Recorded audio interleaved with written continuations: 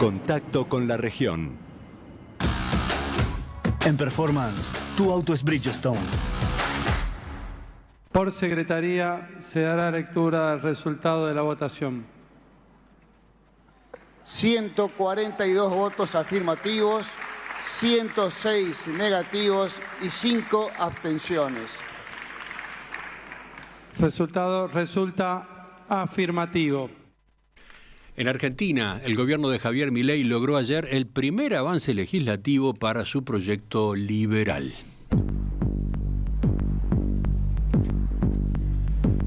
La Cámara de Diputados aprobó este martes, por un lado, una versión reducida de la llamada Ley Bases, también conocida como Ley Ómnibus, que en su primera versión había fracasado en el mes de febrero.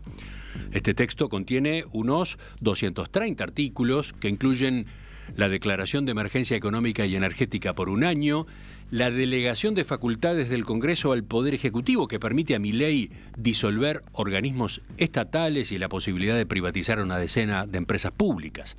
También abarca una modernización laboral que, entre otras cosas, modifica el sistema de indemnizaciones y aumenta los periodos de prueba de los empleados. Al mismo tiempo, se aprobó un paquete fiscal que restablece un impuesto a las ganancias eliminado por el gobierno anterior y plantea un blanqueo de capitales para regularizar activos no declarados de hasta $100.000. Milei celebró la novedad en sus redes sociales, escribió: "Este es un primer paso fundamental para sacar a Argentina del pantano que ha sido las últimas décadas". Recuerden, al gobierno le urge la aprobación de estas medidas antes del 25 de mayo, fecha para la cual Milei convocó a todo el arco político a firmar un contrato social de 10 puntos, entre ellos la defensa inviolable de la propiedad privada y el equilibrio fiscal innegociable. Ahora, los dos proyectos pasan al Senado, donde los números para la aprobación son finos, son difíciles, debido a la compleja trama de negociaciones y alianzas que requiere el oficialismo, cuya bancada propia es muy minoritaria. Hemos venido siguiendo este asunto, vamos a profundizar en lo más nuevo. Para eso estamos con nuestro corresponsal en Buenos Aires, Fernando Gutiérrez. Fernando, ¿qué tal? Buen día, ¿cómo estás? ¿Qué tal Romina? ¿Qué tal Emiliano? Y audiencia en perspectiva y feliz Día del Trabajador. Igualmente para vos, Fernando. A ver, vayamos primero al significado político de la votación de ayer en el Congreso. ¿Cómo se lee? ¿Es una victoria para Milei o es simplemente un alivio para el gobierno por no repetir lo que fue el fracaso de aquel primer intento? Bueno, es una mezcla de las dos cosas, ¿no? El gobierno necesitaba mostrar que es capaz, a pesar de su situación tan minoritaria en el Congreso, de hacer aprobar leyes con espíritu reformista y no vivir en un conflicto permanente con el Poder Legislativo. Era una necesidad hacia la interna de la política argentina, pero también para mostrar en el exterior, porque fíjense que el propio Fondo Monetario Internacional y los inversores del exterior se lo venían reclamando como una especie de garantía política de que el programa económico va a ser sostenible a futuro. Así que evidentemente fue un alivio, es algo que quedó en evidencia con los mensajes que se publicaron tras la votación. El propio Javier Milei emitió un comunicado donde ya se puede percibir un tono mucho más conciliador de lo que acostumbra, agradeciendo a los bloques legislativos de la oposición que aprobaron la ley de reformas. Y bueno, y hay que decir que si es un triunfo político, el gobierno lo está tomando con bastante cautela, porque para empezar tenemos que esperar la votación del Senado, donde la representación del oficialismo es muy chica, es más chica aún que en la Cámara de Diputados, tiene apenas 7 senadores sobre 72, así que ahora se va a poner bien a prueba la capacidad negociadora del sector de Milei, sobre todo con los gobernadores provinciales, que son los que influyen más directamente sobre el Senado. Recuerden que, a diferencia de lo que ocurre en diputados, donde el reparto de las bancas es proporcional, en el Senado todas las provincias, sin importar su tamaño, tienen 3 representantes, lo que hace que allí sea el ámbito donde se hacen notar los intereses provinciales y además donde el peronismo termina resultando mayoritario. Por eso es que después del fracaso del primer intento para esta ley en febrero pasado, hubo un largo proceso de negociación con los gobernadores, a quienes se les prometió un alivio fiscal a cambio de obtener el apoyo legislativo. De todas maneras, bueno, se prevé que pueda salir la ley en el Senado con un resultado más finito, más justito, pero bueno, sobre todo, si no se nota mucha euforia en el gobierno es porque este proyecto de ley bases, en comparación con lo que era el proyecto original que se debatió en verano, está bastante recortado en su alcance reformista, ¿no? Vayamos a ese punto, Fernando, si te parece. A ver, ¿qué concesiones tuvo que hacer Milei con la oposición para que el nuevo proyecto fuera votado ayer en la Cámara de Diputados? Bueno, piensen que el proyecto original declaraba la situación de emergencia en 11 áreas, quedaron apenas limitadas a 4. Emergencia administrativa, económica, financiera y energética. Por lo tanto, esos son menos facultades delegadas para el presidente y además el periodo de emergencia, que en un principio iba a ser de 2 años, extensible a 4, quedó limitado a 1 año. Prácticamente todos los capítulos de la ley han tenido un recorte, por ejemplo, las privatizaciones, que fue uno de los que implicó mayor ruido político. Se limitó mucho la lista de las empresas pasibles de ser privatizadas y quedaron afuera casos que siempre generan mucha controversia, como el Banco Nación, por ejemplo, que ahora expresamente no puede ser privatizado. También se recortó mucho respecto del proyecto original en el capítulo de la reforma laboral. Y ahí hay que decir que se notó mucho el poder de presión de los sindicatos, porque se dejaron fuera de la ley los temas que más le dolían a la central CGT. Por ejemplo, las contribuciones que se le descuentan de sus salarios a los trabajadores, que en el proyecto original planteaban que solo se hicieran si había un consentimiento expreso del trabajador, y era algo que, bueno, terminaba poniendo en riesgo uno de las fuentes de financiamiento de los sindicatos. Esa propuesta finalmente se dejó de lado, por lo menos para los sindicatos del sector privado. Todavía está en duda qué va a pasar con los del área estatal. Y también se eliminó del nuevo proyecto una normativa que sancionaba los bloqueos de fábricas y centros logísticos de empresas. Es algo que sobre todo apuntaba contra el sindicato camionero de los Moyano, que tiene por costumbre bloquear el transporte cuando está en conflicto. Y es un punto que le valió al gobierno que asociaciones empresarias se sintieran traicionadas y que calificaron la reforma como una reforma a medias. Dieron a entender que no va a cambiar sustancialmente el clima de negocios. Donde sí hubo una reforma que el gobierno considera importante es en el plano fiscal. Un tema es relevante para el gobierno porque, bueno, implica cierto alivio respecto de lo que va a ser su situación para el resto del año y la consecución de un equilibrio fiscal, ¿no? El primer punto importante desde el punto de vista político y también fiscal es la reversión de la última reforma jubilatoria. El año pasado, ya entrando en plena campaña electoral, el gobierno había dictado una nueva moratoria para la gente que llegaba a la edad jubilatoria sin tener los años suficientes de aporte. Esto le permitía a unas 800.000 personas sin aportes suficientes jubilarse cobrando la jubilación mínima.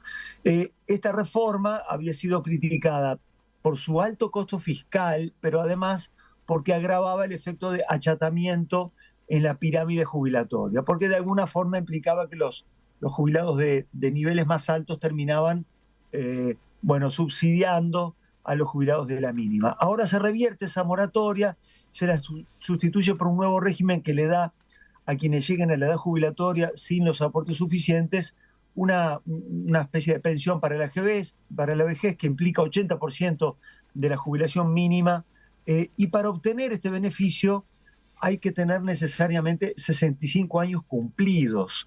A los hombres no les cambia el panorama porque es una exigencia que ya está vigente, pero para las mujeres implica un cambio importante porque en su caso la edad jubilatoria es de 60 años, así que es un tema que en este momento se está discutiendo mucho porque la oposición lo plantea como una suba de facto en la edad jubilatoria, ya que se estima que una amplia mayoría de las mujeres, algunos dicen 9 de cada 10, llega a los 60 años, que es la edad jubilatoria para las mujeres, sin aportes jubilatorios. Así que se está planteando si esta reforma, si esta eliminación de la moratoria, en definitiva es una suba camuflada en la edad mínima jubilatoria para las mujeres. Después tenemos todo el tema de la relación del gobierno con las provincias, porque esta reforma jubilatoria básicamente era lo que había generado la gran pelea, la gran tensión por el reparto de los recursos jubilatorios. Ahora lo que va a tener el gobierno es la posibilidad de sostener su objetivo de terminar el año con superávit fiscal, algo que se venía poniendo bastante en duda en el marco de una economía recesiva donde mes a mes la recaudación de impuestos viene cayendo. Y bueno, como adelantaba Emiliano en el inicio, esta reforma, el impuesto a las ganancias, que se rebautizó como impuesto a los ingresos de los asalariados, va a ser la parte más importante, le va a permitir al gobierno tener algo así como medio punto del PBI adicional en los ingresos. Se estableció que quienes ganen encima de 1.800.000 pesos argentinos, que serían algo así como unos 70.000 pesos uruguayos, van a empezar a pagar el impuesto. Era algo que antes prácticamente nadie pagaba. El gobierno, bueno, está aspirando a que con este impuesto se pueda reducir el déficit fiscal, y además es un impuesto coparticipable con las provincias, lo cual va a aliviar la situación financiera. Fue algo bastante negociado con los gobernadores provinciales. La parte en la cual el gobierno hizo concesiones fue en la de no elevar las retenciones a la exportación, porque eso, por supuesto, afecta a las economías regionales directamente vinculadas a la actividad agrícola ganadera. Y otro punto polémico es que hay un nuevo blanqueo para quienes tengan dinero no declarado, sobre todo cuentas en el exterior. No va a haber multas para quienes blanqueen hasta $200.000. Por encima de eso se va a aplicar una multa de un 5%. Los expertos tributaristas consideran que, bueno, que es una multa baja, lo suficiente como para convencer y que resulte de incentivo para aquellos que están en situación de evasión por no haber declarado patrimonio fuera del país. Algunos hablan de que esto permitiría blanquear unos $50.000 millones, que es menos de lo que se blanqueó en la propuesta de blanqueo durante la gestión de Mauricio Macri, pero bastante más de otros blanqueos, ¿no? La cuestión es que con esto el gobierno cree que tiene asegurado el objetivo del equilibrio fiscal, y prueba de ello es que el ministro de Economía, Luis Caputo, fue uno de los que se mostraron más satisfechos por la votación del Congreso. Inmediatamente hizo un post al respecto en Twitter, en la ex Twitter, y ya antes de eso, presuponiendo un resultado favorable al gobierno, en el mercado de capitales, los bonos de la deuda soberana y los precios de las acciones argentinas habían tenido una fuerte suba, lo cual da la pauta de una expectativa positiva desde el punto de vista fiscal. Fernando, bien, ahí queda bien planteado entonces un panorama de en qué cosas tuvo que ceder Milei, cuáles puede mostrar como logros y por dónde van estos principales puntos entonces de este conjunto de reformas, de este gran proyecto del gobierno. Para terminar, te pregunto por el clima político, ¿no?, que se va a dar de acá también hasta que se vote en el Senado. Emiliano lo decía en la introducción, ¿no? Milei quiere tener la ley aprobada antes del 25 de mayo, cuando ha hecho esta convocatoria especial justamente por la fecha. Claro, Milei quiere darle ese acto. Recordemos que el 25 de mayo es la fecha patria por la Revolución de Mayo. Quiere darle a ese acto una impronta política, algo así como un lanzamiento de la fase reformista de su gestión después de toda esa fase inicial que estuvo asignada por el ajuste fiscal. Entonces, bueno, tiene previsto firmar con los gobernadores que le han dado precisamente su respaldo y le han prestado sus votos en el Congreso para que esto pudiera salir aprobado. Les recuerdo que ese pacto del 25 de mayo es una especie de declaración de principios. Algunos son un poco obvios, si se quiere, ya están consagrados en la Constitución, como el respeto a la propiedad privada, pero para Milei es importante remarcar esto como un mensaje político que implica un punto de inflexión a partir del cual Argentina le va a garantizar a los inversores, a los ahorristas, una nueva fase de respeto a la propiedad privada, a las inversiones y a la iniciativa de la empresa privada. Pero bueno, no está claro que vayan a dar los tiempos, ¿no? Claro. Si tenemos en cuenta que existe la posibilidad de que aún votando la ley el Senado introduzca cambios y eso haría necesario que volviera el proyecto a la Cámara de Diputados, está un poquito justo, así que vamos a tener una puesta a prueba de la capacidad negociadora del gobierno para sacar esto en el Senado. Fue sintomático que ayer se reunieron las mujeres más poderosas del gobierno, Karina Milei, la hermana del presidente y secretaria general de la presidencia, se reunió con la vicepresidente Victoria Villarruel ya para hablar directamente sobre cuál iba a ser la estrategia de negociación en el Senado una vez que saliera aprobada esta ley en diputados. Perfecto, Fernando. Para cerrar nomás, hoy, Día Internacional de los Trabajadores, ¿qué está previsto allá? Bueno, va a haber un acto de la central CGT que está en esa situación un poco ambigua, ¿no? Hay que decirlo, fue junto con el gobierno, uno de los ganadores de la aprobación en el Congreso de ayer. Prácticamente la totalidad de los artículos de la reforma laboral que afectaban directamente al poder político y financiero de la CGT fueron dejados de lado.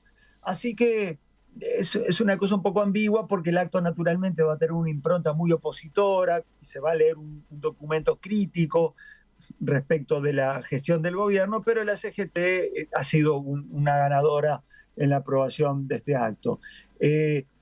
Probablemente en el discurso de hoy se va a confirmar la convocatoria a una jornada de paro general de 24 horas para el 9 de mayo, o sea, el jueves de la semana que viene. Pero bueno, lo que se comenta en el ámbito político es que no hay que interpretar esa convocatoria al paro como una escalada conflictiva, sino que después de haber obtenido esas concesiones en la ley bases, los dirigentes de la CGT van a bajar el tono confrontativo y que ese día de paro hay que interpretarlo como un gesto simbólico ante el reclamo de algunas de sus bases que están en situación de conflicto y sobre todo para, bueno, un guiño político hacia el kirchnerismo, la facción del peronismo que quiere mostrar una cara un poco más confrontativa frente al gobierno. Fernando, gracias como siempre. Te mandamos un abrazo. Bueno, feliz día para todos. Lo mismo para vos. Un abrazo. Claro.